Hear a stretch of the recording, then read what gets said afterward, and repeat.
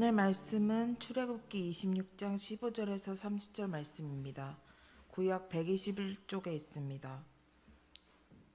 너는 조각목으로 성막을 위하여 널판을 만들어 세우되 각 판의 길이는 10규빗, 너비는 1규빗 반으로 하고 각 판에 2쪽씩 내어 서로 연결하게 하되 너는 성막 널판을 다 그와 같이 하라. 너는 성막을 위하여 널판을 만들되 남쪽을 위하여 널판 20개를 만들고 20널판 아래에 은받침 40개를 만들지니 이쪽 널판 아래에도 그 2쪽을 위하여 2받침을 만들고 저쪽 널판 아래에도 그 2쪽을 위하여 2받침을 만들지며 성막 다른 곳 곧 그 부쪽을 위하여도 널판 20개로 하고 은받침 40개를 이쪽 널판 아래에도 2받침 저쪽 널판 아래에도 2받침으로 하며 성막 뒤 곧 그 서쪽을 위하여는 널판 6개를 만들고 성막 뒤 두 모퉁이 쪽을 위하여는 널판 2개를 만들되 아래에서부터 위까지 각기 2겹 두께로 하여 윗꼬리에 이르게 하고 2 모퉁이 쪽을 다 그리하며 그 8널판에는 은받침이 16이니 이쪽 판 아래에도 2받침이요 저쪽 판 아래에서도 2받침이니라. 너는 조각목으로 띠를 만들지니 성막 이쪽 널판을 위하여 5개요 성막 저쪽 널판을 위하여 5개요 성막 뒤 곧 서쪽 널판을 위하여 5개이며 널판 가운데에 있는 중간 띠는 이 끝에서 저 끝에 미치게 하고 그 널판들을 금으로 싸고 그 널판들의 띠를 꿰할 금고리를 만들고 그 띠를 금으로 싸라. 너는 산에서 보인 양식대로 성막을 세울지니라. 아멘.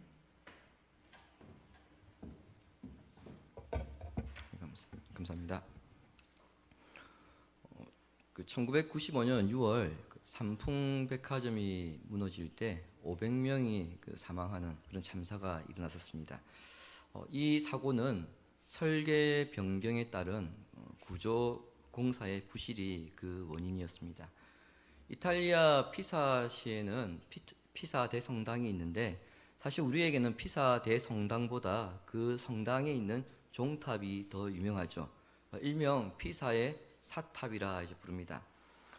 인터넷에는 사진 각도를 이제 조절해서 손가락 하나나 또는 2팔로 그 피사의 사탑을 떠받치는 그 익살스러운 사건 그 사진이 많이 올라와 있습니다. 피사의 사탑이 유명한 것은 그 탑이 기울어져 있기 때문이죠. 그런데 여기서 우리가 착각하면 안 되는 것이 있습니다. 그것은 이 탑이 기울어진 것은 이탈리아 사람들의 건축 솜씨가 뛰어난 것이 아니라는 점입니다. 탑 자체는 정교하게 만들어져 있습니다. 하지만 그 탑의 뼈대 역할을 하는 기초 기반이 약하기 때문에 이 탑이 기울어진 것입니다. 처음부터 기울어지게 만든 것이 아니고 원래는 바로 만들었던 겁니다. 이처럼 건물을 튼튼하게 세우기 위해서는 기초, 뼈대가 중요합니다. 건물만 그런 것이 아니죠. 개인의 인생이나 그리고 신앙, 사회 공동체도 마찬가지. 보이지 않는 뼈대를 얼마나 견고하게 세우느냐에 따라서 그 성패가 달려 있습니다. 성막도 동일합니다. 지난주에 우리는 성막에서 그 지성소와 성소를 덮고 있는 사중 덮개에 대해서 살펴보았습니다. 첫 번째 덮개의 재료가 혹시 기억나십니까? 가늘게 꼰 배실이었습니다. 두 번째 덮개의 재료는 염소털이었고요. 세 번째 덮개는 양가죽이었고요. 네 번째 덮개는 해달 가죽입니다. 해달 가죽을 어떤 분들은 이걸 돌고래 가죽으로 그렇게 보시는 분들도 있는데, 여하튼 이렇게 네 겹의 덮개가 성소와 지성소를 덮고 있습니다. 자, 이 네 사중 덮개의 무게, 여러분 결코 가볍지는 않았겠죠. 거기에다가 첫 번째 덮개와 두 번째 덮개는 뭘 달았습니까? 금고리와 그리고 녹고리들을 달았기 때문에 결코 그 무게가 가볍지는 않았을 겁니다. 자, 그렇다면 중요한 것은 이 사중 덮개 못지않게 이 덮개를 온전히 지지해낼 수 있는 그 뼈대겠죠. 구조가 중요하겠죠. 뼈대가 튼튼해야 덮개를 버텨낼 수 있고 지성소와 성소가 그 형태를 온전히 유지할 수 있으며 성막 안에서 하나님의 영광을 온전히 구현할 수 있기 때문입니다. 사실 튼튼한 구조를 위해서는 벽 자체를 하나의 그냥 통으로 그렇게 짜면 됩니다. 그러나 성막은 광야에서 가나안까지 이동하는 성전이죠. 하나님께서 인도하시는 구름 기둥과 불 기둥을 따라 성막은 이동해야 했습니다. 하나님의 명령이 떨어지면 재빨리 성막을 옮겨야 했고, 또 하나님께서 정지하시면은 또 그 명령에 따라서 성막을 다시 설치해야 했습니다. 이것을 위해서는 성막과 지성소의 그 뼈대를 통으로 짤 수 없고 분해와 조립이 가능한 벽으로 제작해야 했습니다. 그래서 하나님은 그에 맞는 설계도를 주셨는데 그 설계도가 오늘 본문입니다. 지난주일 점심때에 이제 우리 식사하면서 최영영 권사님께서 이런 말씀을 하셨습니다. 성막에 관한 말씀은 우리가 평소에 성경을 읽을 때에 이해하기 어려워서 그냥 읽고 넘어가는 부분인데 이번 기회에 우리가 성막에 대해서 좀 자세하게 배울 수 있어서 좋았다, 이렇게 말씀하셨거든요. 성막은 신약의 예수 그리스도를 예표하기 때문에 대단히 중요합니다만, 그럼에도 권사의 말씀처럼 이 성막의 설계도를 우리가 제대로 이해하는 것이 대단히 어렵습니다. 그 중에서 오늘 본문은 오늘 여러분 제가 그 톡방에 그림을 하나 올려드렸는데 그거는 상상입니다. 대충 이럴 것이다 예측입니다. 그리고 제가 또 설명을 드리겠지만 이게 머릿속에서 제대로 우리 그림을 그려보는 것이 쉽지 않을 것 같다는 생각이 듭니다. 조립벽을 만들기 위한 그 부품들이 오늘날 정확하게 해석하여서 표현하기 어려운 용어들로 기록되어 있기 때문에 그렇습니다. 예를 들어 잠시 뒤에 설명드리겠지만은 촉이나 받침이나 띠나 윗꼬리 이런 용어들이 정확하게 무엇을 가리키는가, 이게 이해하기 쉽지 않을 뿐더러 벽을 조립하는 설명도 난해합니다. 그래서 성소나 지성소를 이루는 벽들을 표현해 놓은 그림이나 모형들을 보면은 각기 다릅니다. 그만큼 이 부분을 이해하기가 쉽지 않습니다만 본문이 우리에게 가르치는 그 의미만큼은 특별히 성도들의 신앙생활에 실제적인 것이기 때문에 여러분 오늘 본문을 좀 잘 따라와 주시기를 바랍니다. 지성소와 성소를 이루는 벽을 세우기 위한 조각을 오늘 본문 15절에는 어떻게 표현하고 있냐면 널판으로 그렇게 표현하고 있습니다. 널판들을 연결하여서 하나의 벽을 세우고요. 그렇게 해서 지성소와 성소를 이루는 널판벽을 완성하게 되는데 크게 두 부분으로 나누어서 살펴봐야 합니다. 하나는 재료와 크기이고요. 다른 하나는 제작 방법입니다. 먼저 널판의 재료와 크기에 대해서 살펴보자면은 15절과 16절 그리고 29절에 기록되어 있습니다. 특히 15절을 보시기 바랍니다. 너는 조각목으로 성막을 위하여 널판을 만들어 세우되. 우리가 앞에서 법궤에 대해서 살펴보았죠. 법궤도 조각목으로 만들었습니다. 조각목으로 만들고 겉을 금을 입혔죠. 근데 여러분 조각목은 다르게 이야기하면요 시띠나무입니다. 조각목은 시띠나무고요. 좀 더 쉽게 표현하면 아카시아 나무입니다. 그런데 히브리 사람들이 말하는 아카시아 나무하고요 우리가 알고 있는 아카시아 나무가 다릅니다. 저게 시띠나무거든요. 지금 그림을 보시는 거 저게 아카시아 나무입니다. 우리나라 아카시아 나무는 저렇지 않잖아요. 다른 종류입니다. 시띠나무를 왜 조각목으로 번역했는가? 이것은 중국어 성경에서 한자로 번역된 것을 우리 한글로 그대로 가져오는 과정에서 그냥 조각나무로 그대로 가져와 버렸습니다. 그래서 조각목이라고 되어 있는데 여러분 오해하면 안 되는 것은 조각하여 만든 나무가 아니라는 겁니다. 그래서 차라리 그냥 시띠나무라고 우리 성경에 그렇게 번역했으면 좋았을 것을 조각목해서 조금 우리가 많이 혼란스러운 것이 사실입니다. 이 부분이 좀 한글 성경 번역에 아쉬움이 있는 부분입니다. 여하튼 조각목, 이 시띠나무는 중동 지역에 서식하고 있는 나무인데 다시 그림 보시면요 나무가 매우 묵직합니다. 그리고 단단합니다. 그래서 벌레가 잘 먹지 않아서 시간이 지나도 이게 뒤틀림이 잘 없는 나무라고 그래요. 그러다 보니까 가구나 어떤 기물들을 만드는데 아주 좋은 재료임에는 틀림없습니다. 반면에 치명적인 단점도 있습니다. 그림을 딱 보시면은 우리 소나무처럼 나무가 곱게 쭉쭉 자라는 게 아니죠. 그리고 조금 전에 말씀드렸던 재질이 단단하죠. 그러다 보니까 가공하기가 너무 어렵습니다. 자, 이렇게 조각목을 가지고 높이가 10규빗, 즉 4.5m입니다. 그리고 너비가 1.5규빗, 약 68에서 70cm 정도 되는 그런 널판을 만들어야 되는데, 이런 널판을 모두 48개를 만들어야 합니다. 그리고 널판은 29제에 기록되어 있는 것처럼 이제 금으로 쌓아야 합니다. 자, 이때 각 널판에 2촉씩 내야 합니다. 자, 촉으로 번역된 히브리어의 단어 뜻은요, 손이라는 의미입니다. 손. 그러니까 널판과 널판들이 서로 붙잡고 있는 것처럼 견고하게 딱 붙을 수 있도록 하는 장치인데, 우리가 좀 더 쉽게 이해하려면 여러분 그 레고 블록을 생각하시면 돼요. 레고 블록 탁탁 끼우게 돼 있잖아요. 그래서 이 촉이 끼우는 그런 역할을 한다고 보시면 됩니다. 그 촉을 널판 아래에 2개를 달고요, 널판 옆면에 2개를 달게 되어 있습니다. 그리고 마찬가지 다시 금을 다 쌉니다. 널판의 개수가 몇 개라고 말씀드렸습니까? 혹시 기억하십니까? 48개입니다. 자, 그림에 다시 다른 그림인데요, 널판 구조입니다.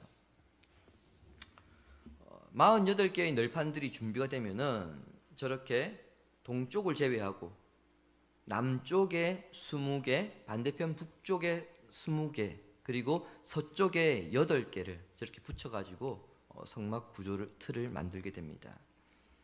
동쪽을 빼는 이유는 뭘까요? 동쪽은 입구입니다. 자, 이렇게 연결하게 되면은 이제 남쪽과 북쪽이 15m가 됩니다.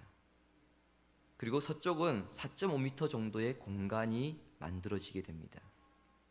자, 본문에는 48개를 연결하는 과정을 대단히 중요하게 여기고 있음을 우리가 볼 수 있습니다. 17절과 19절, 21절, 24절, 25절, 26절, 27절, 28절이 연결에 관한 구절들입니다. 오늘 본문의 절반에 해당되는 내용들이 만들어진 널판을 어떻게 연결할 것인가, 그에 대해서 설명하고 있음을 볼 수 있습니다. 연결이 대단히 중요하기 때문에 널판을 어떻게 연결하는지에 대해서는 좀 더 구체적으로 살펴봐야 됩니다.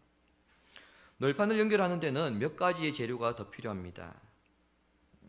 먼저는 은받침입니다. 본문 19절을 다시 보시기 바랍니다. 스무 널판 아래에 은받침 40개를 만들지니 이쪽 널판 아래에도 그 2촉을 위하여 2받침을 만들고 저쪽 널판 아래에도 그 2촉을 위하여 2받침을 만들지며. 널판을 연결하려면 일단은 세워야 됩니다. 땅에다가. 이때 받침대에 끼우기 위해서 저렇게 보시면은 널판 아랫부분에 촉 2개를 만들어야 합니다. 그리고 그 2촉을 밑에 받침대에 딱 끼워서 세우게 됩니다. 자, 그렇다면은 널판 하나에 받침이 몇 개 필요합니까? 그림에 보시는 것처럼 2개가 필요합니다. 널판이 남쪽에 20개, 북쪽에 20개, 서쪽에 8개, 총 48개죠. 따라서 한 널판에 받침이 2개가 필요하기 때문에 받침은 총 96개가 필요합니다. 그리고 출애굽기 38장에는 널판을 제작할 때에 그 받침대 한 개의 무게가 얼마인가에 대해서 설명하는데 우리 주보에도 나와 있습니다. 출애굽기 38장 27절 보십시오. 은 100달란트로 성소의 받침과 시장문의 기둥 받침을 모두 100개를 부어 만들었으니 각 받침마다 한 달란트씩 모두 100달란트요. 저기 그림에 보시면 은 받침대 하나가 한 달란트입니다. 지난주에 등잔 때 설명할 때 제가 말씀드렸는데 혹시 기억하실지 모르겠습니다. 한 달란트의 무게가 34kg입니다. 34kg. 받침 한 개가 한 달란트입니다. 널판 하나에 2개의 받침이 필요하니까 널판 하나에 은 68kg이 필요합니다. 그리고 널판이 총 몇 개입니까? 48개죠. 그래서 48개를 곱하면은 널판의 받침에만 무려 3,200kg 정도의 은이 들어갑니다. 3톤 이상의 은이 들어간다는 겁니다.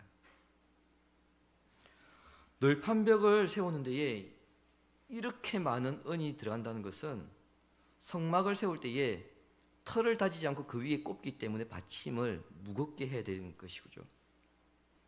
그리고 4겹의 장막을 또 감당해야 되기 때문에 받침대를 무겁게 한 것입니다.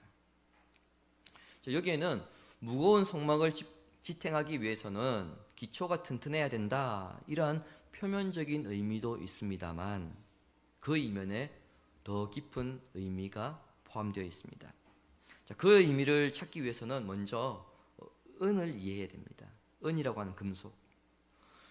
성막을 제작하는 데 사용된 모든 은은요, 백성들이 속전으로 낸 것입니다. 그것을 가지고 은을 받침대를 만들었습니다. 출애굽기 30장 12절을 보시기 바랍니다. 내가 이스라엘 자손의 수요를 조사할 때에 조사받은 각 사람은 그들을 계수할 때에 자기 생명의 속전을 여호와께 드릴지니 이는 그것을 계수할 때에 그들 중에 질병이 없게 하려 함이라. 하나님께서 이스라엘 백성들에게 이제 모세에게 인구 조사를 실시합니다. 광야에서 인구 조사를 하려고 하는데 어떻게 하라고 하십니까? 속전을 내라는 겁니다. 왜 인구 조사를 하는데 속전을 내야 하는가? 이유를 좀 생각해 볼 필요가 있겠죠. 고대 사회에서 통치자가 인구 조사를 실시할 때는 기본적으로 어떤 생각이 깔려 있냐면 이 백성들은 내 소유다, 내 것이다, 이런 생각이 깔려 있었습니다. 그러나 하나님은 인구 조사를 할 때마다, 사람을 셀 때마다 세금을 내라고 하심으로써 백성들의 생명은 통치자들의 것이 아니라 바로 하나님의 것임을 말씀하셨습니다. 즉 속전은 이스라엘 백성들의 생명은 하나님께 속해 있고 하나님의 은혜로만 생명을 유지한다는 그 신앙 고백이 이 속전에 담겨 있었던 겁니다. 이스라엘이 애굽에서 탈출한 날이 유월절이죠. 하나님께서 애굽의 장자를 죽이시던 그날에 이스라엘의 장자는 죽이지 않으셨을 뿐 아니라 이스라엘이 애굽에서 이제 노예 생활에서 탈출하게 됩니다. 하나님은 그런 구원을 이스라엘에게 주시고는 이스라엘 향해서 너희들은 그 사건을 기억하고 내가 너희들을 애굽에서 구원해낸 것을 기억하고 그것에 대한 생명값을 지불하라. 여러분, 그게 속전입니다.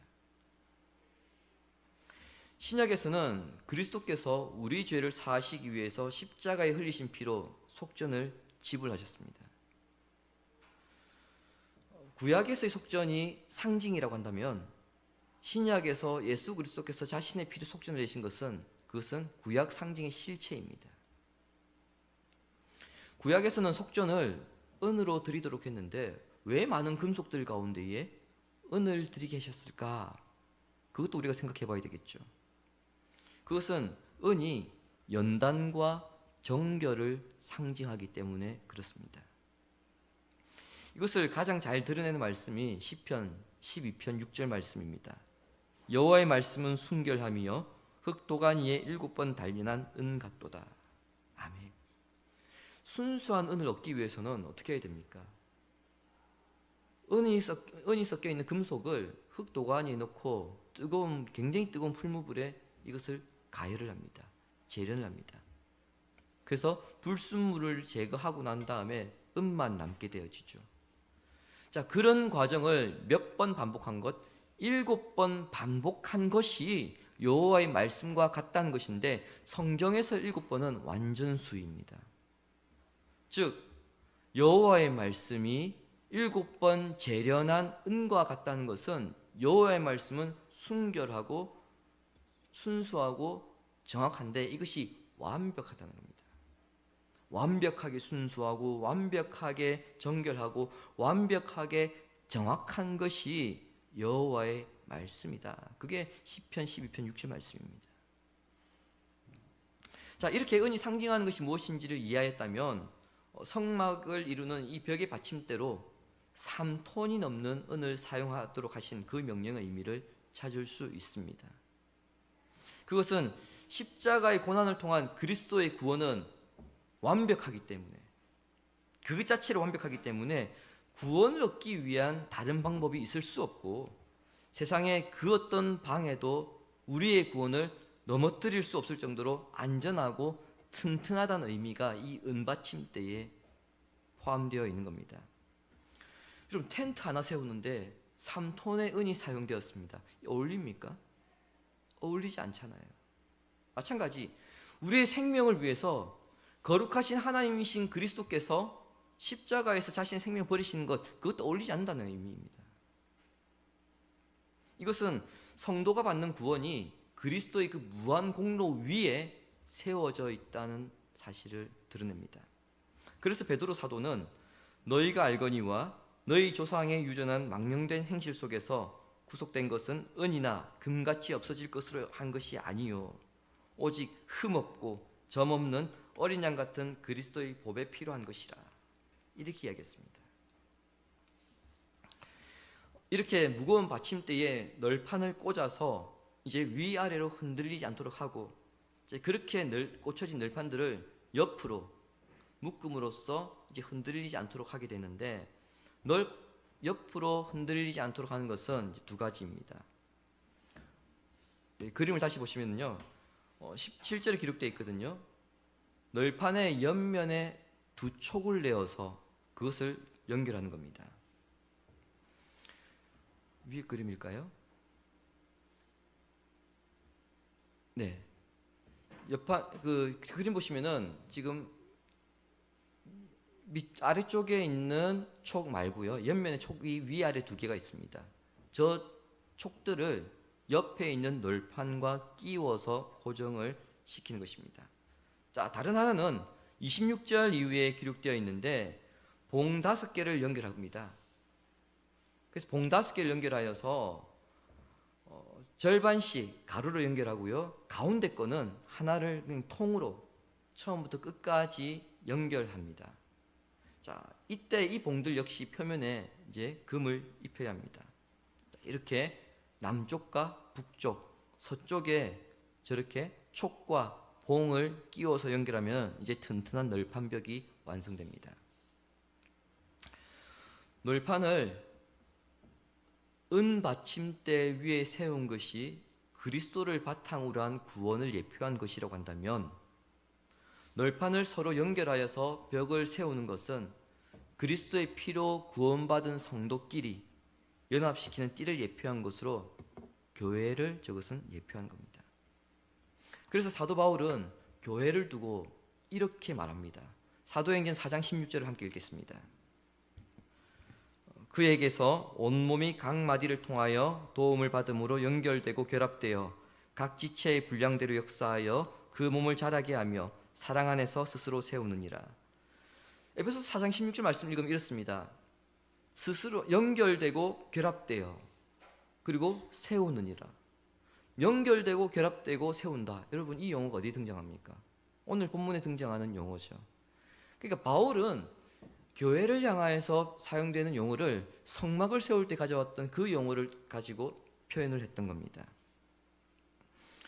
각 널판이 도움을 받아서 서로 결합되고 연결되어서 성막을 완성했던 것처럼 신약의 교회는 그리스도를 믿는 왕같은 제사장인 성도들이 그리스도를 머리로 하여서 서로 지체로서 연결되어 연합되어서 하나의 교회를 이룬다는 겁니다. 중요한 것은 서로 간에 세워지는 원리입니다. 연결되려면 혼자서는 연결이 불가능합니다. 서로 도움을 받아야 됩니다. 여러분, 널판들을 다시 머릿속에 한번 떠올려 보시기 바랍니다. 각각의 널판들은 어떻습니까? 촉으로 연결되어 있습니다. 촉으로 연결하고 난 다음에 겉은 또 뭘로 연결합니까? 띠, 봉으로서 서로 연결을 합니다. 그렇게 서로 지탱하면서 성막의 벽을 이루게 됩니다. 자, 이것은 성도들이 금 같은 믿음과 그리고 사랑의 고리로 서로 연결되고 하나 되어야 함을 가르치는 것입니다.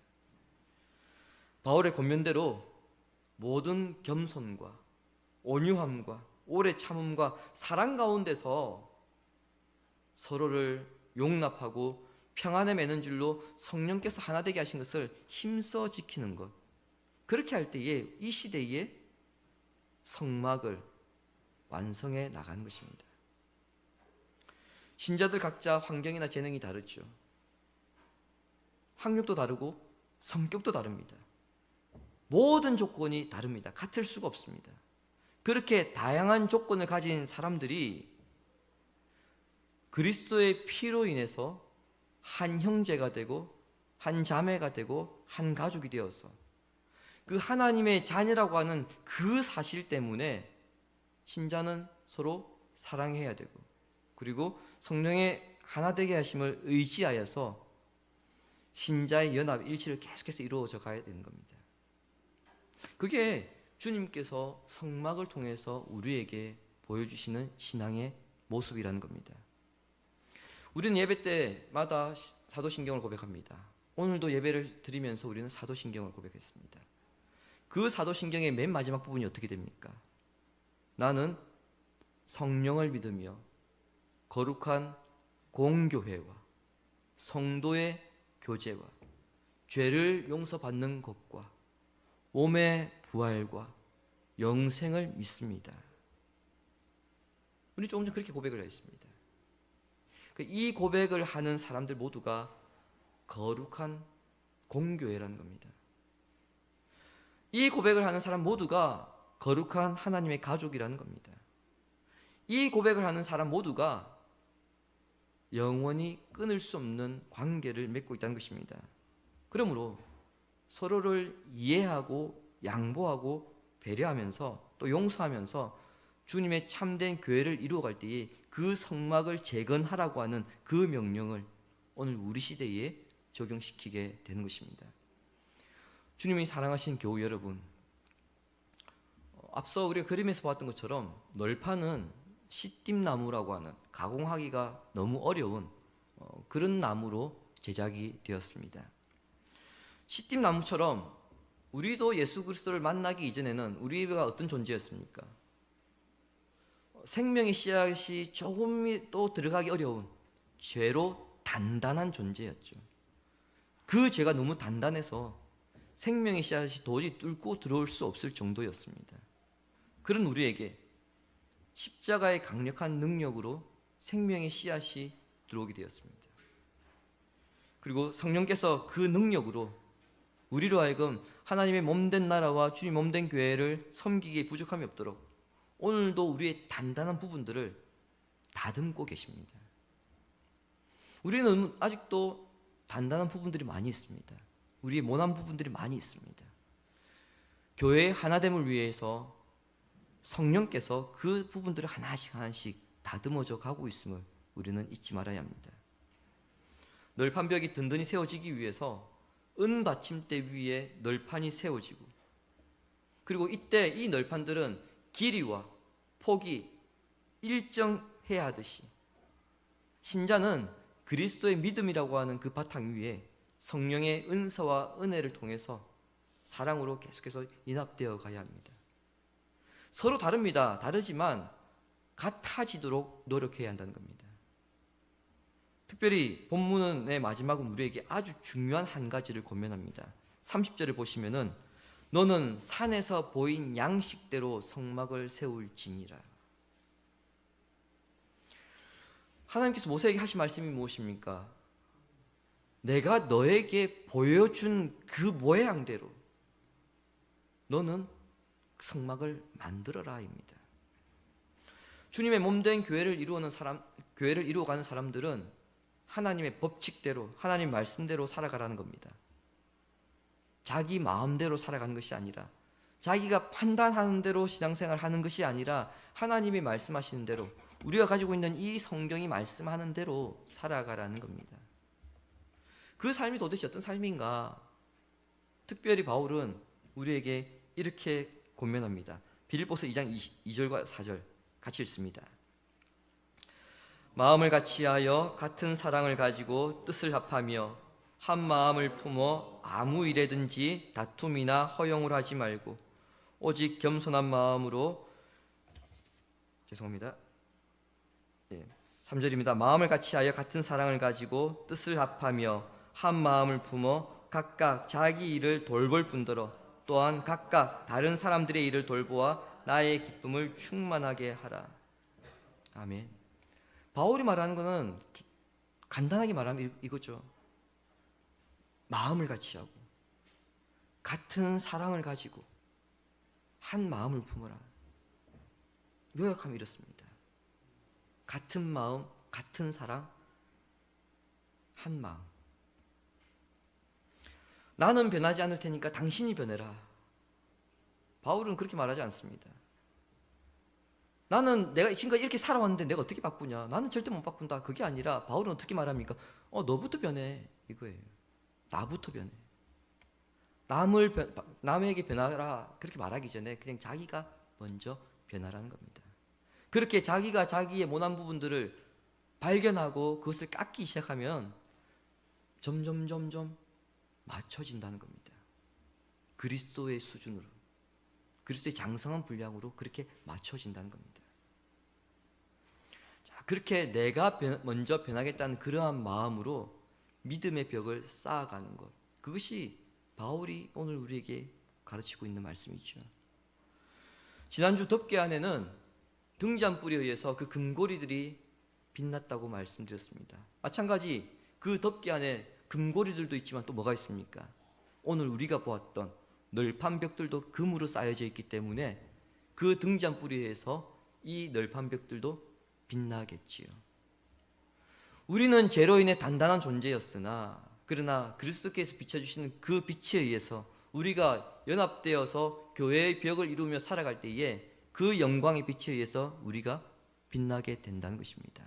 그게 우리가 삶을 통하여서 세상에서 하나님의 영광을 비추는 삶이 된다는 것입니다. 이와 같이 우리도 마음을 같이하고 같은 사랑으로 한 마음을 품어감으로써 하나님의 아름다운 영광을 빛내는 교회를 이루어가기를 성부와 성자와 성령의 이름으로 축원합니다. 아멘. 조각목 같은 우리를 그리스도께서 눈물로 구원하시고 성령께서 우리를 다듬으시는 것이 하나님 나라의 영광을 위해 살도록 부르신 것임을 깨닫고 그 사명에 합당한 삶을 살기를 소망하면서 우리 찬양하겠습니다.